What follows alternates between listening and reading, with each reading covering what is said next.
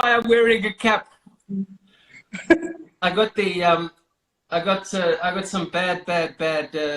Yeah, I got half an hour of bad Did you stuff. get a head mold? Mate, I had the lawnmower out. I was just gonna say that. How's the family? We're good, buddy. We're good. Where are you? Are you Mumbai or where are you? Yeah, we're at home. Just trying to get through, man. It's been difficult. It's been intense, all over the Yeah. world. It's been quite tough. Mm. Um, what's been happening in the UK? What's the situation like now? Mate, we're exactly the same. We're in lockdown. We are completely locked down. I've not been up to much. Mhm. We've got two kids running around, but luckily we don't live in the city, so we're not stuck in an apartment like a lot of people. Yes. We've got space, so we've got garden. We opened the swimming pool today. So we're very lucky that we've got space. But it's tragic what's happening, huh? Tragic, tragic, tragic. I know. Sweet. You're at Wentworth, aren't you? Yeah, we've got a nice garden out here. I mean, I'd love to be hitting golf balls, but we've been told we're not allowed to. All the golf courses are closed, so I do a bit of chipping in the garden, but that's about it. Have you got space where you are? Actually, we do have space. We went away to a farm Mm. before everything got intense. So we've been lucky. We actually have been in decent space ourselves, so we can walk around just within the compound. And yeah, as I was just gonna say, just be grateful. You don't know Mm. what people are going through, just being I locked know, in, and I I know. can feel for them. I see people just trying to get through these days. It's tough. It's tough to watch. But I mean, in terms of you and in terms of your missus, you're obviously incredibly high profile, and you would be on the road now. I mean, I'd be in India now commentating and being on an airplane every day, going from ground to Yeah, ground.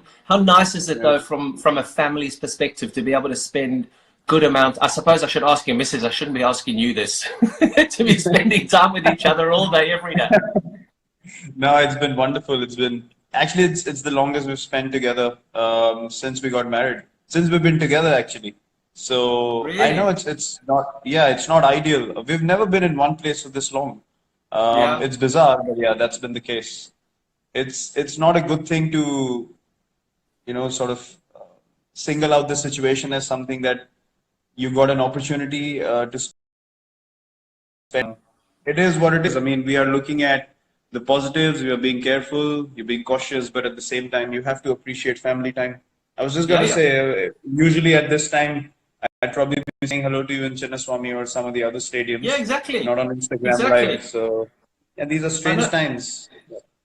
It is, and they say that in the UK it could be, if the public don't behave themselves, it could be a June lockdown. I mean, that's stuck in your houses until June to get rid of the peak of what's Wow. happening at the moment. I mean, and you say at least we have space. A lot of people don't have space, so crikey, Yeah, I just yeah, hope people behave for 3 weeks, 4 weeks, try and just do whatever they can to get through it, yeah. and then hopefully we get through the rest of it. What are you missing most about not being able to be footloose and fancy free? Nothing. You're not missing anything Nothing. I just told my brother, apart from your barber. my brother messaged me 2 days back and he was like, I'm dying. So in our place in Gurgaon, near Delhi, we have a gym in the basement. He's never used the gym. And now he's in the gym every day and he's understanding the importance of that gym. So he told me I can't take it anymore. I need to go out. I'm just getting stuck in the house and it's difficult. He's with family as well, but people are just not used to being home. Yeah, And that's when I told him, welcome to our side of the world, welcome to our life. This is our life yeah, every day. So absolutely. we we are in isolation every day. That's true. Jesus, Yeah. especially you guys in India. I mean, at least here we can get out, and Uh, I think you love touring England and Australia and stuff where you can go to the beaches but I mean, in India, it's quite intense, isn't it?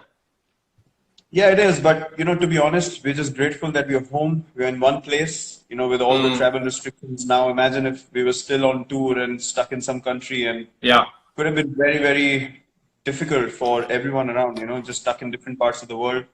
And I wanted to ask you, what's been the mindset of people in the UK? How are they dealing with the situation? How are they looking at things? And is there panic? Is there sort of Mate, there confusion? has been a reasonable amount of panic. I think people stockpiled for the first week or two, a couple of weeks ago. I mean, I don't understand the situation at the moment. We live on the flight path at Heathrow, and you can still see some airplanes in the air. I saw one of the airlines grounded their fleet recently. British Airways were talking about letting go of 30,000 people on leave at the moment, and so I mean, I still don't understand how they haven't completely closed the borders here yet. When I was shooting that documentary a couple of weeks ago, there was quite a big outcry. I flew in from, where was I? Where did I fly? It was Mumbai or Delhi. I flew in from somewhere, and I walked straight through the border. No one's checking temperatures. At least in India, they were checking our temperatures. Before I even went into the hotel in Delhi, we had our temperatures checked. Everything was being checked, but it was very lackadaisical here. And apparently, it's still the same way at the borders, which is, I mean, it's crazy to think it's going on like that. Crazy. And the numbers are just going, they skyrocket. I know skyrocket. that's strange to hear. Honestly, our response has been quite good. I mean, apart from few people that you would have seen the videos who haven't really respected the guidelines being laid out, and I just don't understand how that happens, because if you're looking to address a larger issue, there's a thing of unity that everyone should have, which unfortunately hasn't been the case with everyone. I think 80% of the people have taken it on board, but still those 20% can be a huge issue going forward. As you said, the spike is immense going into week 3 and 4. So I just hope that people, get some sense into them and just stay Are you off the training? Are streets. you training? We actually got all our stuff put into a big car, and we got our stuff here. Everything that, because I knew that if this goes on for longer, you still need to be able to train, and so I've got my lifting Olympic bar and plates, and there's a little garden to run around, and All right, so E-man. All right, E-man. Me and Anushka have been training well. Mate, I've seen it. Don't call it an Olympic bar. You need to be calling it something, because the last time I saw legs like yours, they were hanging outside the nest. Little pencil legs. Here they are. Little pencil legs. It helps. It helps when you got big legs like yours, and you still pop a calf muscle. I've never popped my calf in my life. Wait, remember that. It looked like somebody shot me. It was in Pune. I knew I was standing in slips, and I was like, "What the hell just happened to him?" So no use of big legs if you can't run. I'm sorry. This is very true. And what I'm actually going to say now, leave it, guys. Me and Virat are having a conversation here, and I know that there's a lot of people are very interested in this interview. We're just talking as friends. We're talking as buddies, and we're going to go back to 2009 now. We're going to talk about Bangalore, and we're going to have some fun. This is just Virat and I having some fun. This is not for any journalist to take this on one way or another way and to create ridiculous headlines. So please, if you're going to do that, then it's obviously going to finish off any conversations between people who just want to give normal fans some content. So just please take the conversation. Dude, okay, hold on. Don't worry about this big lecture, because no one's heard you. This is going to go off anyway, so just carry on. Okay, I tried. Yeah, that's good. Listen, RCB. Yeah, go on. Talk to me about the bloke in the middle of the picture that I posted this morning on Instagram. There was a guy that I posted in between, that guy that's perfect and pure and has the most amazing beard, compared to this guy in 2009. Well, I don't recognize him anymore, to be honest. I do. I know you do. Yeah, I know. Good old days, but we had a lot of fun. We had amazing times together. I think right from 2008. You came in 2009, didn't you? Yeah, 2009 was, I think, that was my first season, yeah. Yeah, 9 and 10 you were with us. Yeah, 2009 is when we really sort of got it going. We really hit off well from day one, and yeah, they were good times. I mean, you obviously came in as the star player, like the big KP, and this all over South Africa, brew, bloody hell. Yeah, but it was fun. I remember all those days and playing with Jock and Dale and Mark Boucher as well. And we had Rahul in our team. We had Anil Kumble in Kumble, the team. Rahul Dravid. Dale Robin. Steyn. We had a gun team. Yeah. Manish came on board. Manish Pandey got a century in that season. Remember, he got a century there at Centurion Park. Yep. You What know were you what's the learning? most? What You were remember learning? Jesse Ryder and Rulof van der Merwe? I forgot about those two. Jeez. You We cannot won't tell the forget about story both of Rudolph. them in that season. They were the highlight of that whole season. How can you forget both of them? That's They were true. bad news. They were bad news together. Justice. That were that Rudolph van der Merwe. You gave him anything that looked like a bottle of wine, and he just turned into somebody who was. Oh my goodness. It was. I mean, the Yeah, kind of that things was he's funny. done, I can't really talk about them. Every single time I get asked a question about you, I always refer to the questions, even though you were a bit of a. In Yeah. 2009, you always sat next to the right players who you wanted to learn from the most. You had a very inquisitive brain when you were sitting next to the Callises, the Kumblays, the Drava. You just wanted to learn, didn't you? You just wanted to be the best player.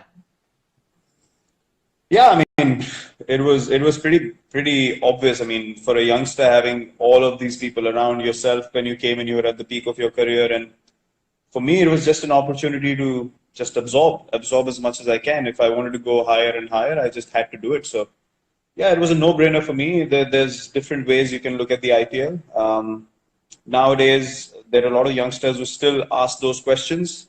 I'm not sure of the other teams, but the people that we interact with, the guys in the Indian team, they ask those questions, which are, the right questions. So, yeah, it's basically how you look at things, and I always want to just be the best version of myself, and learning from you guys was a no-brainer. Did you think that you would become as good as you become? Never. I was just talking to my coach the other day, 2 days ago. If someone told me 12 years ago you'll have these numbers after 12 years, I would have told them to get lost. No Well, that's chance. amazing, huh? I mean, just God's been kind. If your mind's in the right place, if you're thinking about the right thing, you have the right kind of vision, and to keep following regardless of all the noise around you, the Yeah. results follow. If you Yeah. look at the numbers and keep striving for the numbers, that goes down, everything is lost. So what are you That's something striving? What do you strive for now? Every time you come out and bat, whether it be for RCB or for India, what like, are you're just thinking? End game is to win, and how do I win this game? You're not thinking about anything. There's no other clutter. Not at all. Not at all. For me, the most important thing is how can I contribute to make my team win? Because that is what we started playing cricket for, when we were really, really small. So Yeah. I don't think why that intent should change, why that mindset should change. It hasn't honestly changed with me. There's a lot of things that people try and create in India. They try and cook things up, stir things up. You have experienced that a lot when you were playing as well. So Yeah. it's basically you just have to block the noise. And whenever I go to bat now, I understand that cricket is a small part of our lives, and I need to be able to make the most of the opportunity that I have in front of me. Yeah. And I have a larger responsibility now, to be able to maintain this culture of fitness, Of of course. taking the team in the right direction. And I mean, you just have to be grateful that you have this opportunity, and you just need to make sure all your energy is in the right place to be able to do that. Where did your nickname Chiku come from? Chiku actually came from, MS has sort of made my nickname famous from behind the stumps. In the stump mics, people pick up. They call me Chiku actually like I'm their neighbor or something like that in India. They'll shout out, "Oh, Chiku, once photo, please." And I'm like, I have a name. You don't know me, but you can't call me Chiku. Jesus, so when this all finishes, you're going to walk down the street, Chiku! Yeah, I get called out by the name of Chiku all the time. No one calls me Virat anymore. Either Kohli or Chiku. That's it. It's amazing. I come to India and they all call me Peter. I'm saying, who the fuck's Peter? Peter! Peter! Peter! Fuck is Peter? No, I got this nickname by a coach we had in the state team, actually the Ranji Trophy, our first class teams. And I used to have big cheeks back then. And I had in 2000. I remember Sorry. You used to have what? big cheeks. Big cheeks. Cheeks, yeah. Thank you. Thanks for clarifying. I didn't hear you correctly. I had big cheeks back then. In Big hair. 2007, I thought I'm losing hair. My hair's shedding. I'm having a massive hair fall. So I got my hair cut really short, like yours now. I look like a clown, and I have big ears. So my my cheeks stood out and my ears stood out. And so we used to have this comic in India, like a comic book when we were growing up Yeah. called Champak. It was called Champak, Yeah. and there was a rabbit in that comic. Yeah. That character's name was Chiku. So the coach called me Chiku the rabbit because I had big ears. Came from, and then people started taking it up, and it went up to God knows where. Brilliant. Brilliant. And Mm. tell me, RCB, a lot of people, since this thing went out, I've had such a busy phone in the last 24 hours. I mean, it's crazy. Why? And one of the big things was they want to ask, why have RCB not won a title yet? I mean, we get asked it all the time. We have to try and explain it in the commentary box. It's like, oh my God, geez, just stop asking the same question. Do you get sick of the same questions? Look, when you have in like history in the previous seasons as well, when you've had the biggest players who played for RCB, obviously there's going to be much more attention on the team. Now you see, even with this team, myself, AB, Gale had played recently as well, and Yeah. all these great big players have played for RCB. So we're always going to be more in focus. But we actually spoke about it. We've reached 3 finals. We haven't won either single one of them. We've reached 3 semifinals. But yeah, those things are irrelevant.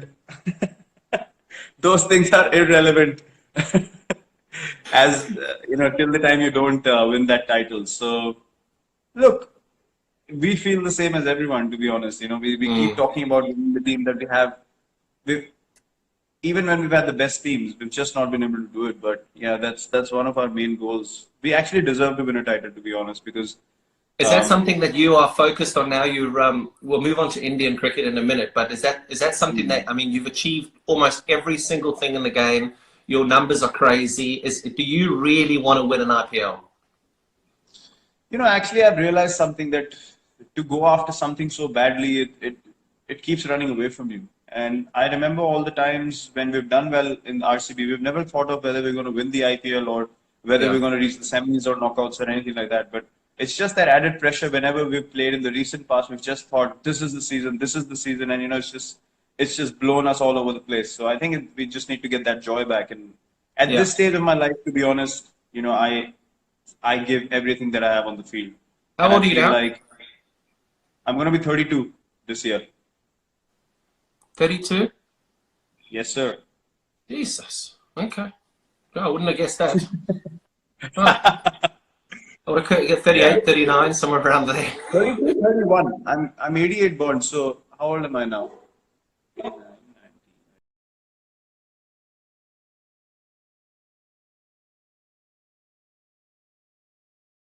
90. I can't even count. I was shit at maths. There's the headline tomorrow. Virat doesn't know how old he is. I'm 31. I'm 31 at the moment. Yeah. If that's as bad as it gets, then we've done really well in this session. I'm 31. 31. 31? Yeah. Okay. And we get on to Indian cricket, and we talked about your transformation from 2009 to the person that you are now, and how fit you are, and how structured you are, and how much you train. Was that something that you desperately wanted to bring to Indian cricket? I remember playing against India when my first time I played against India was 2006. We toured India after